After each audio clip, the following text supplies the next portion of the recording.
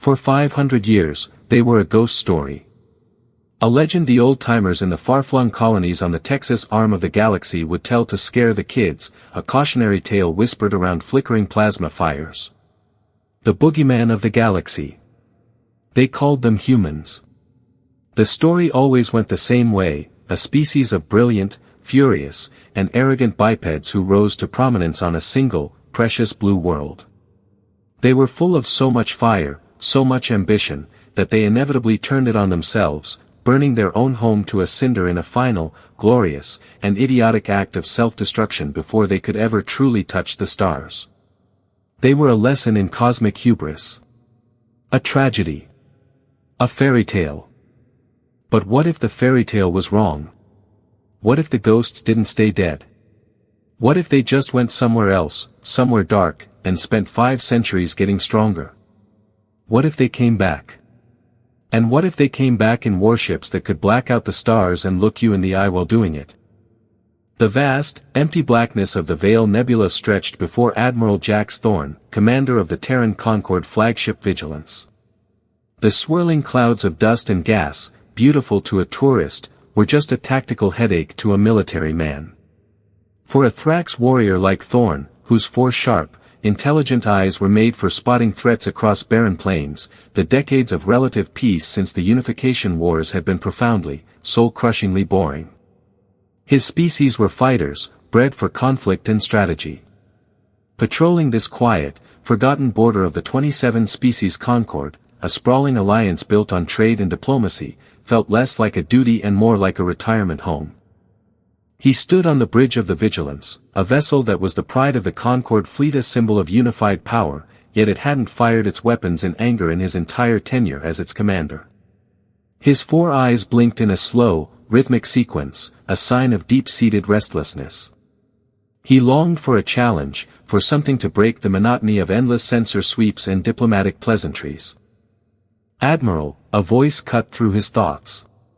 It was Lieutenant Coria, an Aquarian officer whose translucent skin shimmered under the bridge's cool, ambient light. Her gills, normally steady, were fluttering with a nervous energy that was highly uncharacteristic. "Incoming transmission. It's from Central Command. Priority 1. That phrase Priority 1 was like a bucket of ice water. In the modern Concord, Priority 1 transmissions were reserved for declarations of war or discoveries that could rewrite their understanding of the galaxy. Coria's undisguised anxiety was a blaring red light, and Thorne's warrior instincts, dormant for so long, snapped to full alert. Something was wrong. Terribly wrong. On screen, Thorne commanded, his voice a low growl that cut through the bridge's quiet hum. His posture straightened, the boredom vanishing, replaced by the coiled tension of a predator. A life-sized hologram flickered into existence at the center of the command deck. It revealed the towering, crystalline form of High Chancellor Valerius, the elected leader of the Concord. The light refracted through his body, casting grim, shifting patterns on the deck plating. "Admiral," Valerius's voice resonated, sounding like the slow grinding of ancient crystals. "Our deep space monitoring stations have picked up an anomalous signal. It's originating from deep within the Veil Nebula, Quadrant 7. Unclaimed space." Thorne's 4 eyes narrowed. Unclaimed space was unclaimed for a reason. It was unstable, dangerous, and utterly empty. "The signal pattern," the Chancellor continued, "matches nothing in our comprehensive database. It's a complete unknown." He paused, and the light within his form seemed to dim for a moment. "The energy signature, however, it bears a disturbing, almost perfect, resemblance to theoretical models of old soul technology." A ripple of shock, quiet but palpable, moved through the bridge crew. You could hear the sudden halt of breathing. Thorne's mandibles, a vestigial trait of his Thrax heritage, clicked audibly in disbelief. "Soul technology? Chancellor, with all due respect, that's impossible. Humans have been cosmic dust for 500 years. Their world is a radioactive tomb. It's a fairy tale." "I am aware of our history, Admiral," Valerius's voice was sharp. "Nevertheless, The signal is real, and the energy signature is a match. I want the vigilance to investigate. Take a diplomatic contingent. If, by some 1 in a trillion miracle, this is what it looks like, we must not screw this up. The legends about humanity were not all of self-destruction. Some spoke of an ingenuity that bordered on magic. Proceed with extreme caution. The transmission ended, leaving a heavy silence in its wake. Thorne turned to his first officer, Commander Kalen, a hulking Tkan whose metallic exoskeleton gleamed like polished gunmetal in the low light. Kalen was a rock, a pragmatist who dealt in facts, not legends. "What do you make of this, Commander?" Thorne asked, his voice low. Kalen's own voice was a deep, rumbling bass, the sound of boulders shifting. "Humans are bedtime stories, sir. Tales from the frontier to scare younglings into finishing their nutrient paste. The species that almost made it, a cosmic what-if. Nothing more. This is likely a natural phenomenon echoing off some strange metallic asteroid deposit." And yet, Thorne mused, turning back to the swirling nebula on the view screen, his warrior's intuition tingling. Every single species in the Concord, from the aquatic aquarians to the silicon-based vexer, has a legend about them. The missing piece. The ghost species. A story that powerful doesn't just come from nowhere. He took a breath. Set a course for Quadrant 7. Let's go see if this ghost has anything to say. 2 days later, the Vigilance, along with its 3 escort frigates, sliced through the final shimmering veils of cosmic dust. They had pushed deep into the unclaimed territories, a vast region of space that served as the galaxy's wild frontier, a buffer between the meticulously charted territories of the Concord and the great, terrifying unknown that lay beyond. The star charts here were unreliable, based on long-range scans and theoretical models. The ship's navigator, a being of pure energy contained within a shimmering suit, constantly made micro-adjustments to avoid gravitational anomalies and pockets of exotic matter. The tension on the bridge was a palpable thing, thick and heavy. The crew, professional to a fault, went about their duties, but their movements were tight, their voices hushed. The ghost story was starting to feel a little too real. "Admiral," the voice of the sensor officer called out, sharp and sudden. He was a Vidian, a species known for their precision and calm demeanor, but Thorne could detect a tremor in his voice. "We're detecting multiple objects ahead. They're emerging from behind that gas giant." The officer paused, his 6-fingered hands flying across his console to verify the readings. "They're large vessels, sir. Very large." On screen, Thorne ordered, his voice a low growl. "Magnify and clear the interference." The main view screen, a wall-sized display of perfect clarity, shifted its focus. The image wavered for a moment as the ship's computers fought to resolve the sensor data, and then it snapped into focus. A collective, audible gasp swept the bridge. It was a fleet.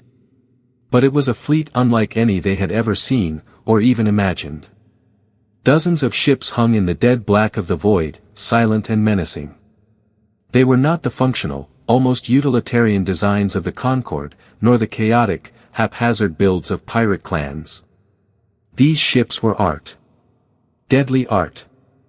They were carved from a material that seemed to drink the light around it, a matte, obsidian black that made them look like holes in space itself. Their lines were clean, impossibly sleek, and predatory.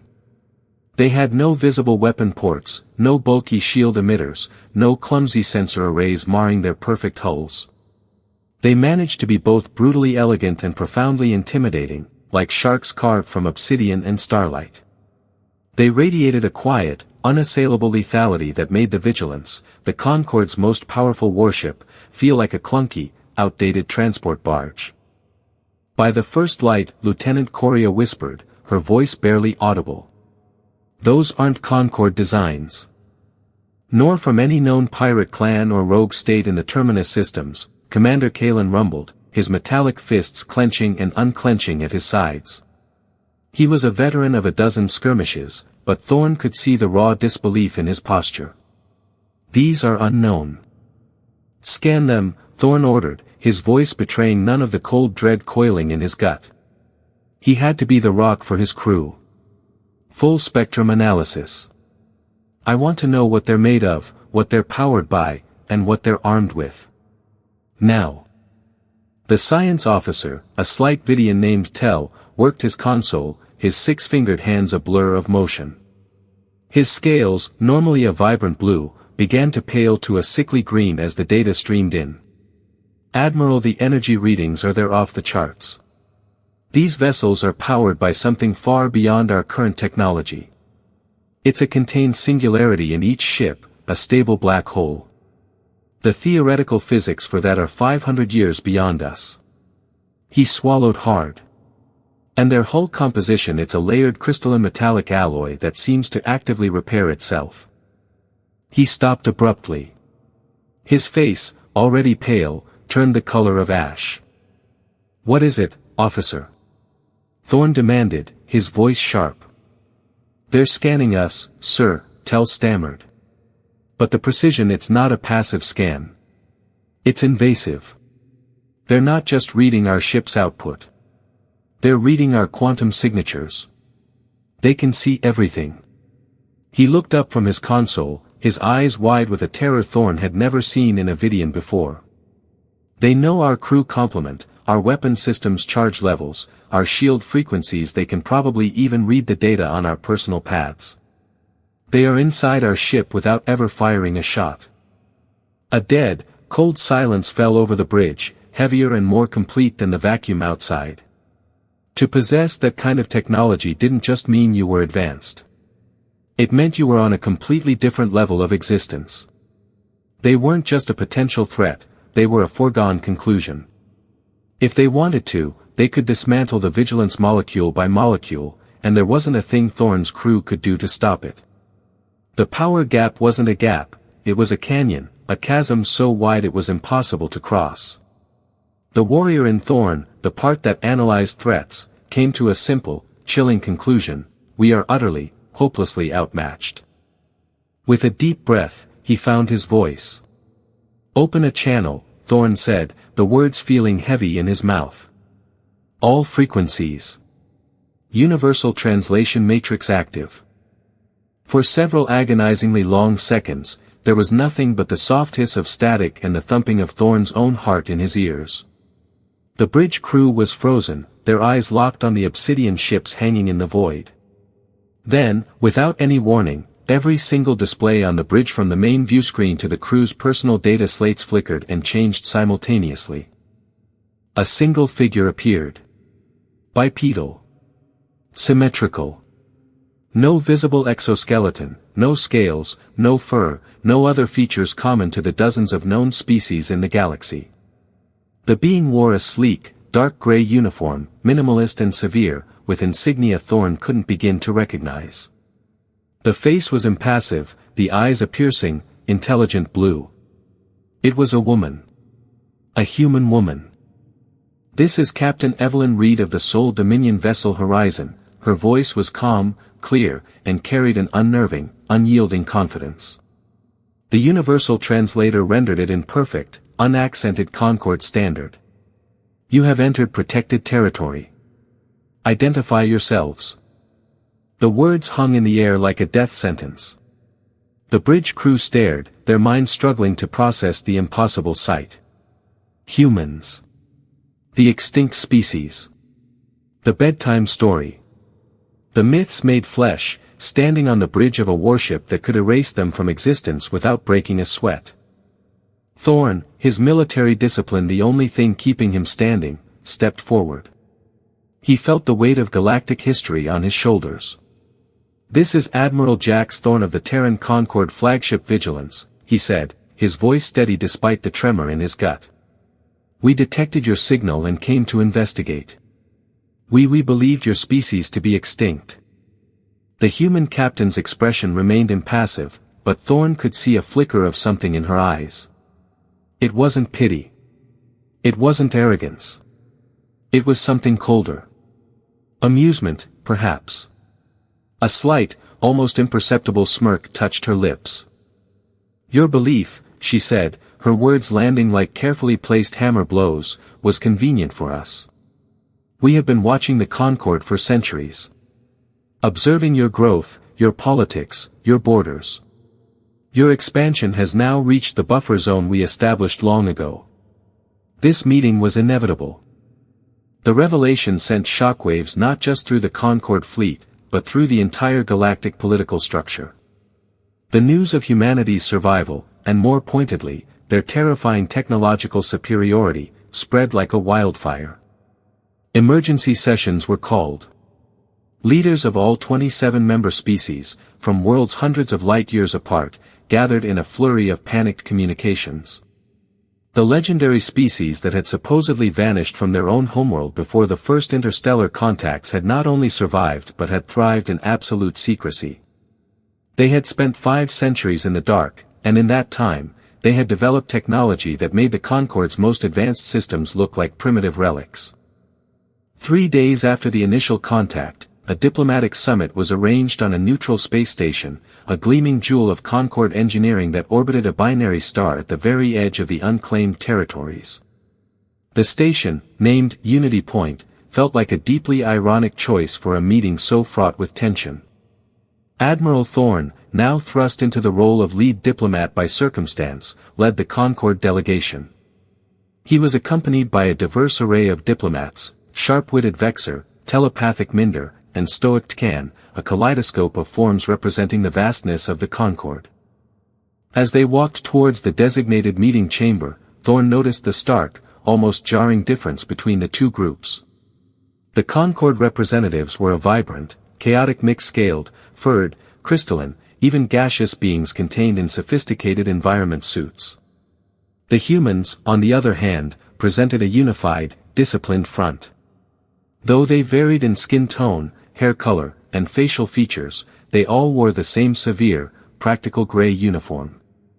They moved with a shared purpose, a quiet confidence that was more intimidating than any overt display of power. Captain Evelyn Eva Reed stepped forward as they entered the chamber, her role as designated spokesperson clear.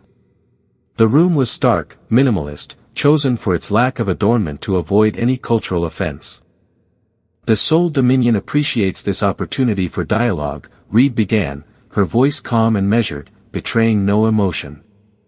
An ethereal, telepathic voice filled the minds of everyone in the room. It belonged to diplomatic envoy Terra, a Minder whose species communicated entirely through thought. If I may ask, Captain, a question that burns in the minds of all present, why? Why did humanity choose to remain hidden? Our most ancient records indicate your world, Earth, was abandoned centuries ago to a cosmic storm. We believed you lost. Not abandoned, Reed corrected, her tone firm but not aggressive. Evacuated. Our scientists detected the approaching void storm, what your records call the Great Calamity, decades before it reached our system. We realized Earth would be rendered uninhabitable, scoured clean of all life. We were a young species then, just taking our first steps into space. We had a choice: we could have reached out, become refugees begging for aid from the other emerging spacefaring civilizations, which might have led to dependency or, worse, exploitation. Or, she paused, letting the weight of her next words settle, humanity could choose a different path. We took our chances in the unknown regions, beyond what you now call the unclaimed territories. We chose to walk into the dark alone. But surely contact would have been beneficial for all, Thorne interjected, stepping forward. The Concord was founded on the principles of mutual aid and respect. We could have helped. Reed nodded slowly, a flicker of something unreadable in her eyes. Perhaps. She gestured toward a tall, silver-haired human who had remained silent until now. He looked far older than the others, his face a roadmap of hard-lived years. This is Admiral Marcus Cole. Cole stepped forward and activated a small, sleek holographic device. It projected a series of historical recordings into the center of the room. The footage was grainy, ancient, but its content was brutally clear. It showed early, violent encounters between some of the Concord's own precursor species. It showed brutal resource wars, planets strip mined to husks, and entire native populations displaced by aggressive colonization. It was the ugly, bloody history that Concord preferred to gloss over in its official chronicles. Your confederation evolved toward peace, Reed acknowledged, as the grim images faded. And it is a noble, remarkable achievement. But humanity chose to observe that evolution from a safe distance. We built our own civilization, our own technologies, our own path among the stars, away from the chaos of a young galaxy. Commander Kalen, who had been standing silently behind Thorn, his metallic form rigid, finally spoke. A fascinating history lesson. But it doesn't answer the most important question: why now? Why reveal yourselves after all this time? Captain Reed exchanged a brief, meaningful glance with Admiral Cole before her gaze swept across the assembled Concord delegates. Her expression turned grim, the professional calm replaced by a cold seriousness. Because something is coming, Commander. Something that threatens both humanity and the Concord. Something that we cannot defeat on our own, and you most certainly cannot defeat on yours. The room grew colder. For decades, we've detected disturbances in the very fabric of spacetime at the far edges of charted space, Reed continued. The energy patterns are identical to those that preceded the void storm that forced us from Earth. Only this time, they are not natural. You're suggesting another calamity, Thorne said, his mandibles clicking with anxiety. Reed's eyes met his, and her next words dropped like stones into a silent pool. We're suggesting an invasion. An enemy we call the Null. They do not conquer, they do not negotiate. They consume. They erase realities. And according to our long-range projections, their vanguard will reach Concord space in less than 6 months. We have returned because the boogeyman is real, but it's not us. The council chamber exploded into a cacophony of panicked voices and alarmed thoughts. The accusation was so immense, so galaxy-altering, that many couldn't process it. It was then that a tall, serpentine delegate from the wealthy Cesari consortium, Ambassador Zorik, slithered forward. His voice was smooth as silk but laced with venom. How remarkably, exquisitely convenient. Zorik hissed, his forked tongue flicking out. The long-lost, mythical humans appear from the void at the exact moment a so-called unbeatable enemy is on the horizon. They come bearing tales of doom and offering their fantastically advanced technology, I presume in exchange for our resources, our fleets, our very sovereignty. Forgive my skepticism, Captain, but this Null sounds like a masterfully crafted fabrication. A ghost story designed to frighten us into submission. A power play to bring the Concord to its knees without firing a single shot. A dangerous ripple of agreement passed through the chamber. Zorik's cynicism was a poison, but it was a familiar one. The Concord was a body of politicians, and they understood manipulation far better than they understood existential threats. Captain Reed's jaw tightened, a small muscle twitching in her cheek the first crack in her icy composure. The entire fragile alliance was about to shatter before it had even formed. But before she could deliver a rebuttal, the old man, Admiral Marcus Cole, took a slow step forward. He seemed to carry the weight of centuries on his shoulders. His voice, when he spoke, was quiet, weathered, but it cut through the din like a blade. Honored representatives, he began. I understand your suspicion. In your position, humanity would likely share the same concerns. We are strategists. We understand deception. He paused, his gaze sweeping the room. But there is something you should know. A piece of our history we have kept hidden. A promise we were not sure we could ever fulfill. The chamber quieted, all attention fixed on the old human. Cole activated his holographic projector again. This time, the image was even older, the quality far more degraded. It showed a primitive, clunky human spacecraft, little more than a metal can with rockets, drifting beside 2 other equally primitive vessels. One was clearly of early Thrax design, the other an early aquatic Aquarian submersible retrofitted for space. Before the Great Calamity forced our evacuation, Cole said, his voice thick with emotion, before we fled into the dark, humanity had made first contact. Not with a dozen species, but with 3 fledgling races just beginning to look up at the stars. 2 of those species are now founding members of this very Concord. He looked directly at Admiral Thorne, then at the Aquarian delegate, whose gills had frozen mid-flutter. Gasps and shocked murmurs spread through the hull. The Thrax, Cole said, his voice resonating with history. And the Aquarians. Our encounters were brief, exploratory. We were all children then, taking our first steps into the vastness of the galactic community. Then disaster struck. But before we fled, we left behind a message, a beacon. We made a promise. That if we survived, we would one day return. We would share what we learned. We would help build a united galaxy. Not as superiors, not as saviors. But as equals. He let the words hang in the air. We stayed away for 500 years not out of arrogance or fear. We stayed away because we were too weak to fulfill that promise. We needed to become strong enough to stand by your side, to be an asset to galactic security, not another burden to be protected. We have spent 5 centuries preparing to keep our word. The revelation struck the council with the force of a physical blow. Thorne was stunned into silence. Ancient Thrax records, long dismissed as religious myth or pre-spaceflight folklore, spoke of sky visitors who came before the Great Silence. Now, those legends were cast in a new, staggering light. The debate was over. The question was no longer whether to trust the humans, but how, together, they could possibly prepare for the storm that was coming for them all.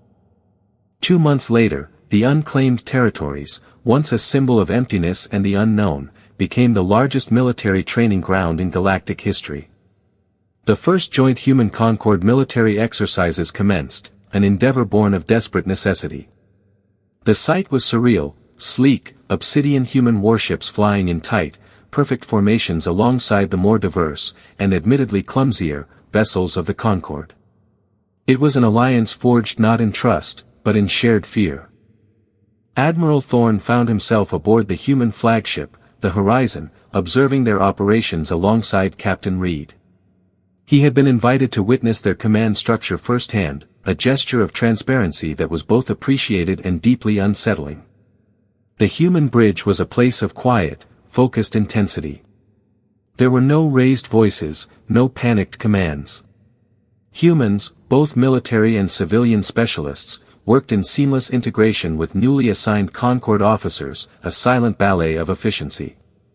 They were teaching the Concord crews how to use adapted, simplified versions of human technology, and the learning curve was brutally steep. Your crews operate with remarkable efficiency, Thorne noted, his 4 eyes trying to track the flow of information across the holographic command center. It was orders of magnitude more complex than the Bridge of the Vigilance. There's no wasted movement, no hesitation. Necessity breeds competence, Admiral, Reed replied, her eyes never leaving the tactical display. For 500 years, we've operated under the constant assumption that we had no allies to call upon, no reinforcements to expect just over the horizon. Every mission had to succeed on its own merits. Every soldier, every pilot, every engineer had to be the absolute best at what they do. We either succeeded, or we died. It has a way of simplifying one's priorities. And yet you maintained hope, Thorne observed, genuinely curious. You could have chosen isolation permanently. Built your own silent empire beyond our reach, safe in the darkness. Instead, you kept your promise to return. A sad, weary smile briefly crossed Reed's face. It was the most emotion Thorne had ever seen from her. Not all of us wanted to, she admitted quietly. There were factions within the alliance. Powerful ones. They believed humanity should forge its own destiny, separate from the rest of the galaxy. That other species were a liability, a weakness. The debate raged for generations. But in the end, she turned to look at him, her blue eyes piercing. We remembered who we were before the evacuation. We were explorers. Dreamers.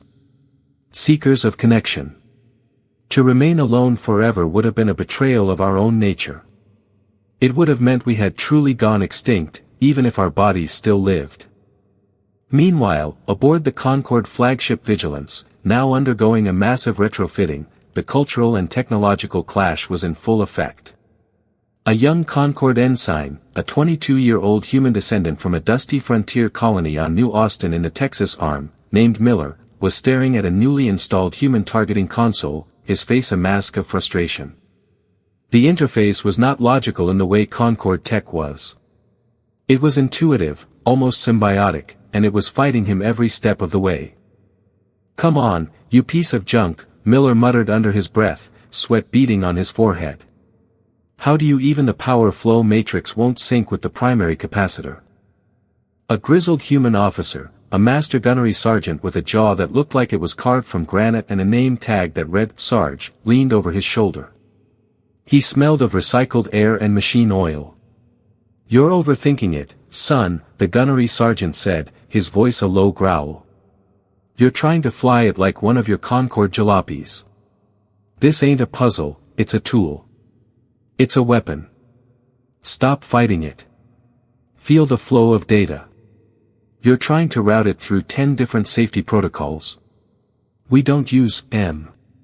He reached over and, with a few swift, precise taps on the console, bypassed half the subroutines Miller had been struggling with. Bypassed the primary diagnostic and shunt the targeting solution right to the tactical overlay. Like this. Suddenly, the complex, chaotic data stream on Miller's screen simplified into a clean, elegant, and terrifyingly clear targeting solution. A half-dozen simulated enemy fighters were bracketed, with firing solutions calculated down to the microsecond. The gunnery sergeant clapped Miller hard on the shoulder, nearly knocking him out of his seat. "You'll get it, kid," he grunted. "Just gotta unlearn a few hundred years of bad habits. In our fleet, hesitation is death." Their conversation, and the entire training exercise across the system, was shattered by an emergency alert that shrieked through every ship's communication system simultaneously. It was a piercing, discordant sound, a human alarm. On the bridge of the horizon, a young officer, Lieutenant Commander Jackson, Reed's second-in-command, approached her urgently. "Captain. We've detected multiple spatial distortions at the extreme edge of the sensor range. The pattern, it's a match. Void signatures." Reed's expression hardened instantly, transforming from a patient teacher into a cold, lethal commander. The warmth vanished from her eyes, replaced by ice. "They're early," she said, her voice dropping a full octave. "How many?" "At least 3 scout vessels, based on the disruption patterns," Jackson reported. "They're fast. They're probing our defenses. Testing our response capabilities," Thorne realized aloud, the old warrior in him recognizing the tactic. "And they're about to get their answer," Reed replied, her voice cutting through the rising tension on the bridge like a laser. "Signal the fleet. Intercept Formation Alpha. This is not a drill. I repeat, this is what we've been preparing for." What followed was a terrifying demonstration of why humanity had survived and thrived in isolation. The human vessels moved with a synchronized precision that Concorde ships could only dream of aspiring to.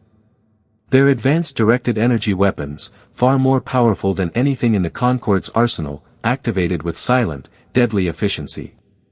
When the null vessels finally appeared on the visual sensors, they defied all conventional understanding of physics.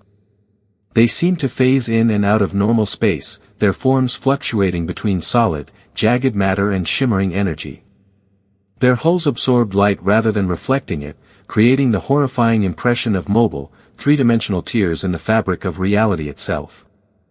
By the first light, Thorne whispered, his 4 eyes wide with a primal fear he hadn't felt since he was a frightened child. "What are they?" "We call them phase ships," Reed explained coolly as she coordinated the fleet's response. "They exist partially in our dimension and partially in what we call void space. Conventional weapons will pass right through them unless they are timed precisely to their phase shift. The battle that ensued was unlike anything in the long and storied military history of the Concorde. It was a dance of physics and prediction. The human vessels, using quantum computers that could predict the phase shifts of the null ships with uncanny accuracy, timed their weapon discharges to coincide with the split-second moments of vulnerability. Two of the scout vessels, caught completely off guard by the sophisticated response, were vaporized within minutes, their strange forms collapsing into nothingness. The third, realizing it was outmatched, attempted to retreat, tearing open what looked like a fresh wound in space itself. "Quantum tether," Reed ordered calmly, as if she were ordering a cup of coffee.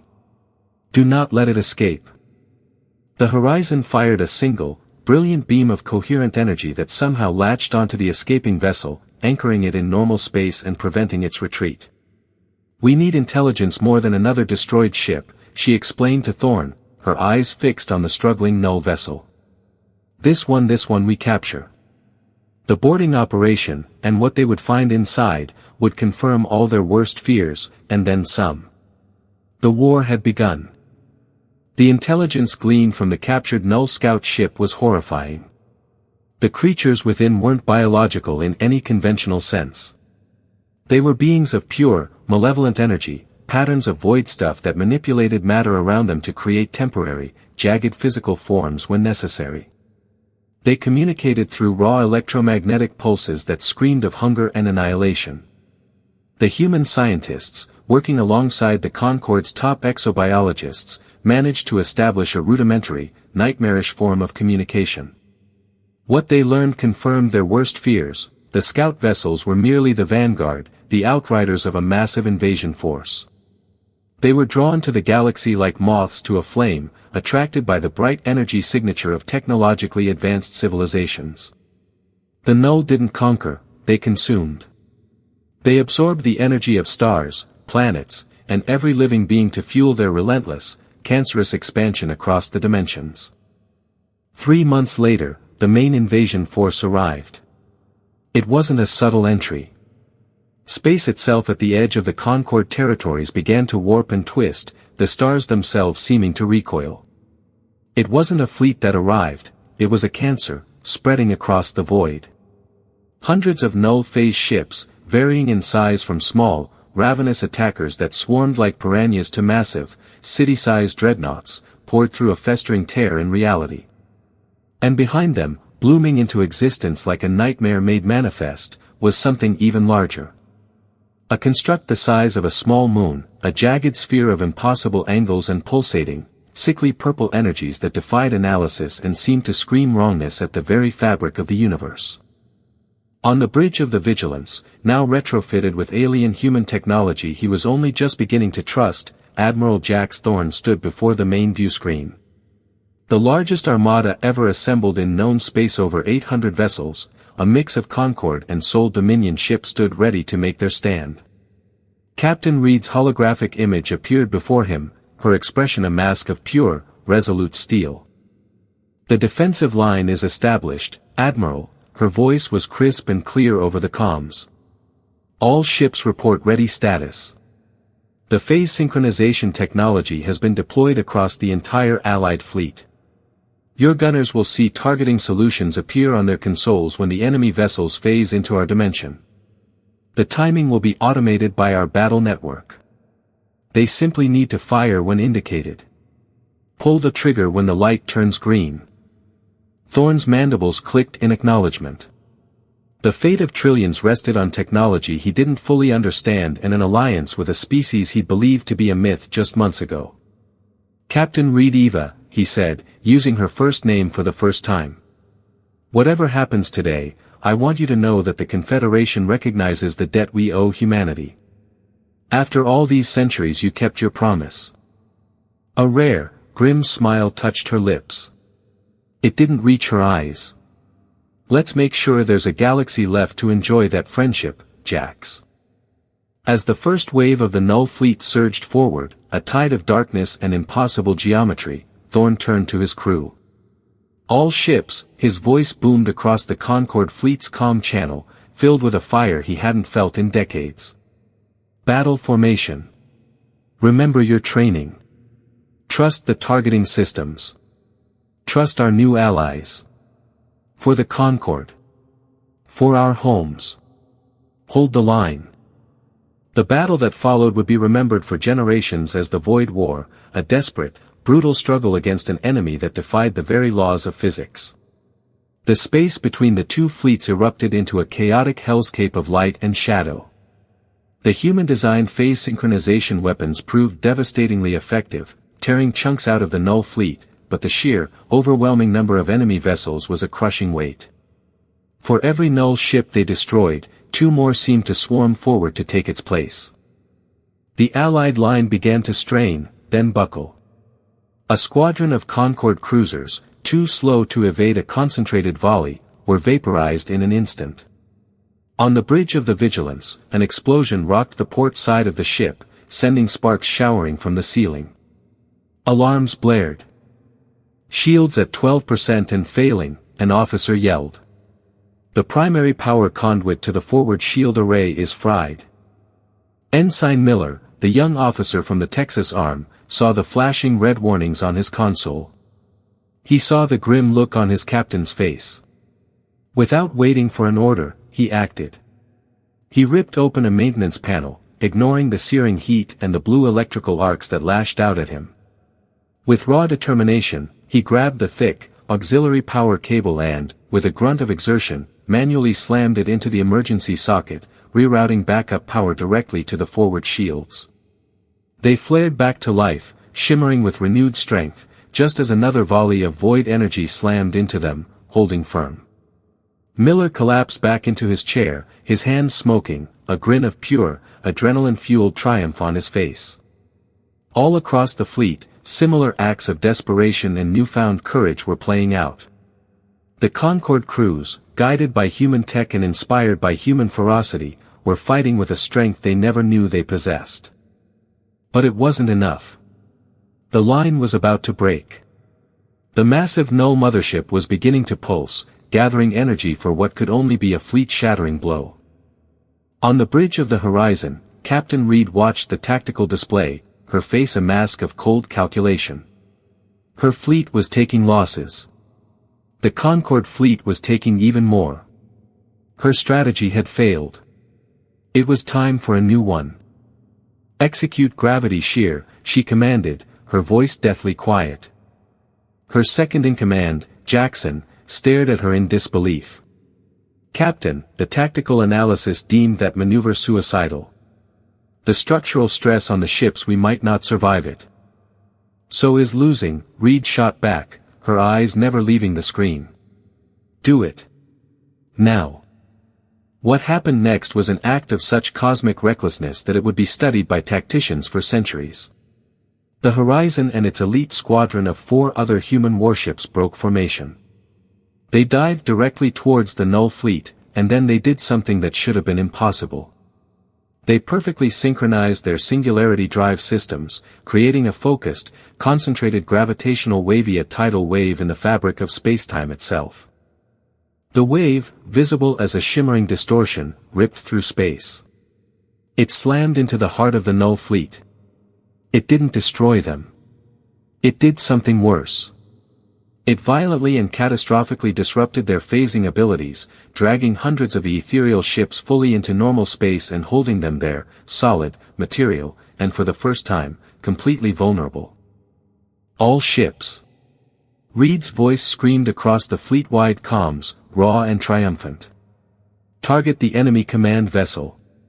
Full weapons discharge on my mark. Fire. The combined, desperate, furious firepower of nearly 800 ships, human and Concord alike, converged on a single point in space.